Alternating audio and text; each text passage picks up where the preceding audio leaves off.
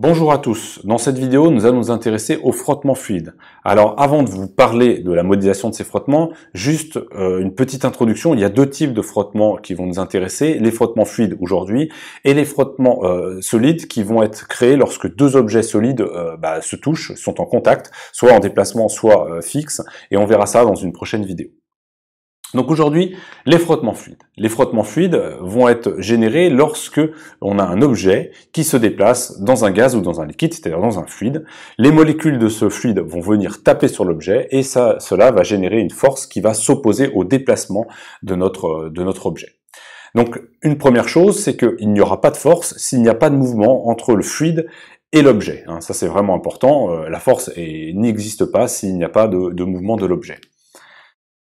Alors, il existe différents cas, et si on regarde un petit peu, en fait, on peut séparer les différents cas en fonction de la vitesse. Lorsqu'on a une vitesse faible, et qu'on prend par exemple cette sphère qui se déplace à vitesse v, les molécules vont avoir le temps de se déplacer autour de l'objet, elles vont venir taper dessus, mais elles vont avoir le temps de se déplacer de façon assez laminaire autour de l'objet, donc elles vont s'écarter puis revenir, et il va y avoir une force de frottement qui va être relativement faible. Si on augmente le déplacement, la vitesse en l'occurrence, là il va commencer à y avoir des phénomènes de turbulence qui vont se générer derrière notre objet qui se déplace, et si on augmente encore la vitesse, il va y avoir de plus en plus de turbulence qui va modifier les forces de frottement. Donc ça va être important de séparer les deux visions, vitesse faible et vitesse élevée, et on va donc avoir deux modélisations différentes. Alors avant d'aller plus loin, on va faire une petite analogie entre ces deux visions et une autre vision de la situation. Là, on regardait un objet qui se déplace à une certaine vitesse. On peut imaginer que nous, on s'accroche cette fois-ci, on met notre référentiel sur notre objet, et cette fois-ci, on va avoir l'impression que c'est le fluide qui nous vient dessus. Et si vous faites ça, vous changez de référentiel, mais en réalité, la problématique est la même, et la boule va subir exactement, l'objet va subir exactement la même force. Donc ça, soit on regarde un objet qui se déplace dans un fluide, soit on regarde un fluide qui vient taper un objet, mais dans les deux cas, tout ce que je vais dire va être juste pour ce qui est de la modélisation des forces. C'est quelque chose qui est intéressant si par exemple on veut s'intéresser à la force d'un courant d'air sur un objet ou d'un courant d'eau sur un objet, et tout ce qu'on va dire, il suffit de changer de référentiel et ça revient à dire qu'on a un objet qui se déplace dans de l'eau qui ne se déplace pas. Les deux visions sont les mêmes, ce n'est qu'une question de référentiel. Alors lorsque la vitesse est faible, on va être dans le cas que l'on appelle le cas des frottements visqueux. Si on regarde la force de frottement et qu'on l'étudie, on s'aperçoit qu'à vitesse faible, le corps va subir une force de frottement qui va être proportionnelle directement à la vitesse. Alors, on veut qu'elle soit, cette force, elle est opposée naturellement à la vitesse, on veut qu'elle disparaisse quand la vitesse est nulle. Donc le plus simple, c'est d'écrire cette force sous la forme de F égale moins kV, V étant la vitesse, et le moins fait qu'on est opposé au sens de la vitesse. Il ne reste plus qu'à calculer le coefficient K. Le coefficient K, c'est le coefficient de frottement. Il va dépendre de la forme de l'objet, des matériaux utilisés de l'objet, et il va également dépendre des propriétés du fluide. Nous y reviendrons plus tard. Donc ce coefficient K, si on garde sa dimension, comme on veut que F soit une force, il faut que K soit une force sur une vitesse, et donc on se retrouve avec mLt-2 sur Lt-1. La dimension de K, c'est donc une masse sur un temps. Alors l'unité la plus logique, c'est kg seconde moins 1 pour rester dans le domaine international. Alors le plus souvent, on n'a pas accès directement à cette valeur de K, et donc pour les objets du quotidien, si on veut vraiment calculer ce coefficient de frottement, on va pas forcément le calculer, mais on va plutôt le mesurer en faisant des expériences. Donc c'est ce qu'on fait quand les problèmes sont trop compliqués. Mais dans certains cas, il est possible de calculer ce coefficient K.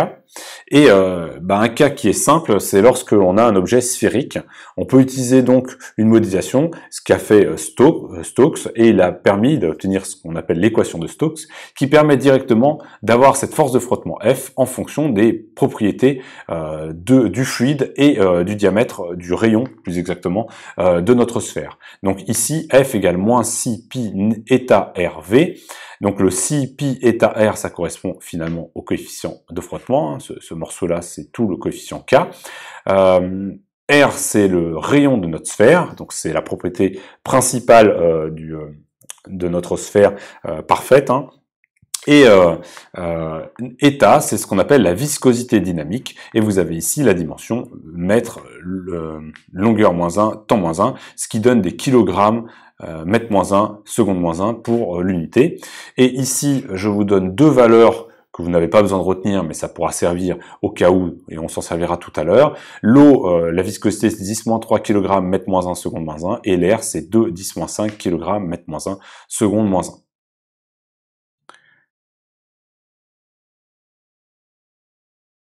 L'autre situation, c'est lorsque la vitesse est élevée. On va donc rentrer dans un régime que l'on appelle un régime turbulent, puisqu'on a la présence de turbulence derrière le passage de notre objet. Donc là, on s'aperçoit que la force n'est plus proportionnelle à la vitesse, mais elle est proportionnelle à la vitesse au carré, c'est-à-dire au carré de la vitesse. On veut quand même garder un sens opposé à la vitesse, donc quand on va modéliser cela, on va utiliser une formule qui est bien plus compliquée, je vais vous l'expliquer maintenant. F égale moins 1,5 de Cx rho f s v carré u. Très bien, alors on va regarder dans les détails. Le moins 1,5, c'est juste le moins, c'est pour s'opposer à la vitesse. Le 1,5, c'est un facteur qui apparaît. Le Cx, c'est ce qu'on appelle le coefficient aérodynamique et il va dépendre principalement de la géométrie de votre objet. Et en réalité, quand on veut regarder le coefficient Cx, on va le mesurer. Le plus simple, c'est de le mesurer en soufflerie, par exemple, quand on étudie des ailes d'avion ou quand on regarde, je ne sais pas moi, le fuselage d'un avion ou par exemple la forme d'une voiture. On va calculer mesurer ce coefficient Cx. Rho f ici c'est la masse volumique du fluide dans lequel on se déplace.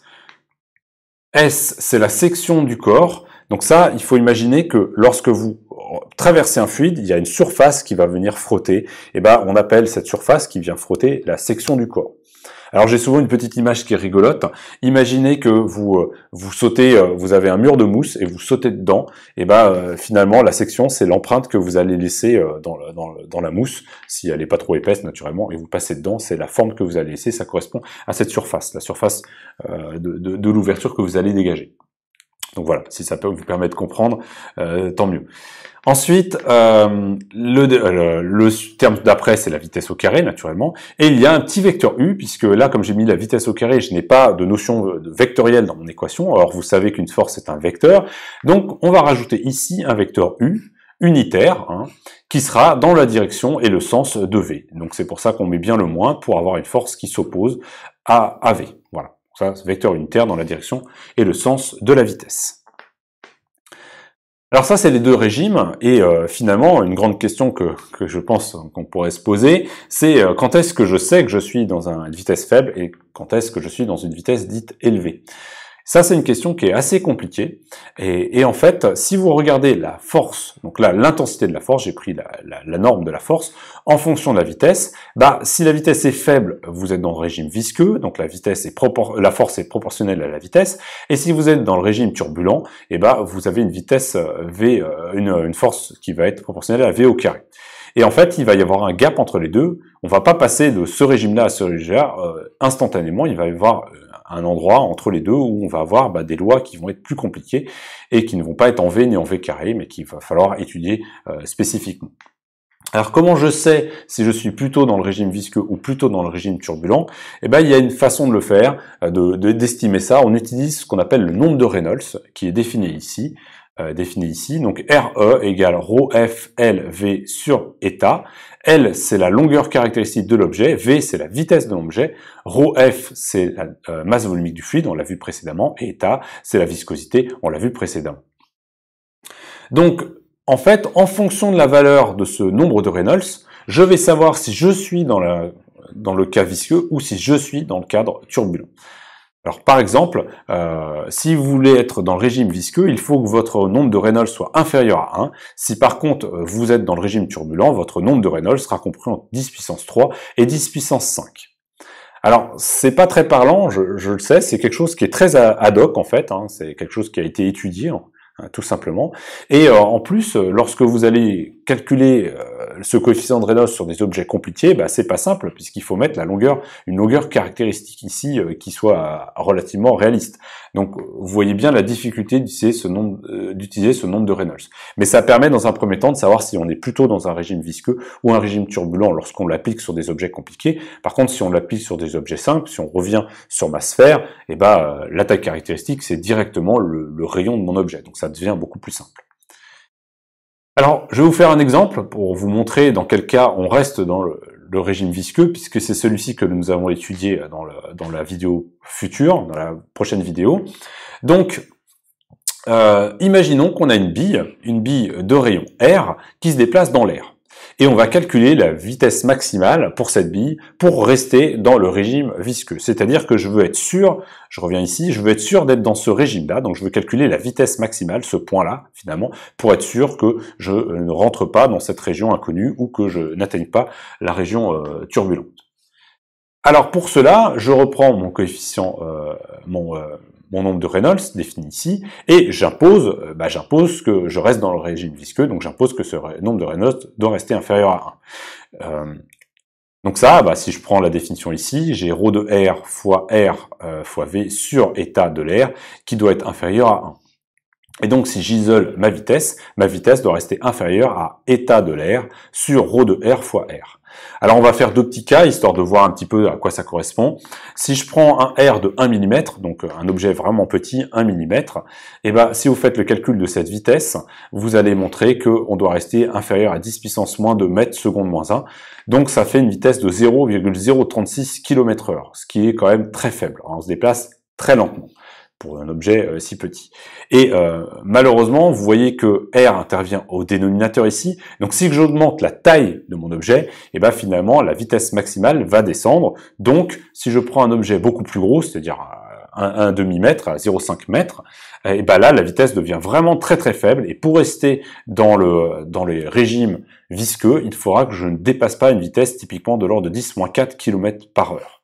Donc, en définitif, le régime visqueux correspond à des vitesses vraiment très lentes pour des objets du quotidien autour de nous. Il faudra vraiment se déplacer très lentement pour être dans le régime visqueux et on va en fait très vite atteindre le régime turbulent. Une voiture qui se déplace par exemple va être typiquement dans un régime turbulent. Elle va peut-être sortir du régime turbulent si elle va trop vite, ou ça dépend de sa force également, mais on va être rarement dans le régime visqueux. Pourtant, c'est celui qu'on va étudier dans les prochaines vidéos parce qu'il permet de comprendre certaines choses, certains mécanismes, et en plus, ça reste un régime qui est qui amène à des calculs qui sont relativement faisables, et ça permet également d'étudier les propriétés d'un fluide. Donc c'est quand même très intéressant de rester dans le régime visqueux, mais sachez que dans le quotidien, on va très facilement sortir de ce régime visqueux. Donc maintenant, on va passer, je vous invite à regarder la prochaine vidéo où nous présenterons une chute dans un régime visqueux pour voir ce que ça change dans nos équations.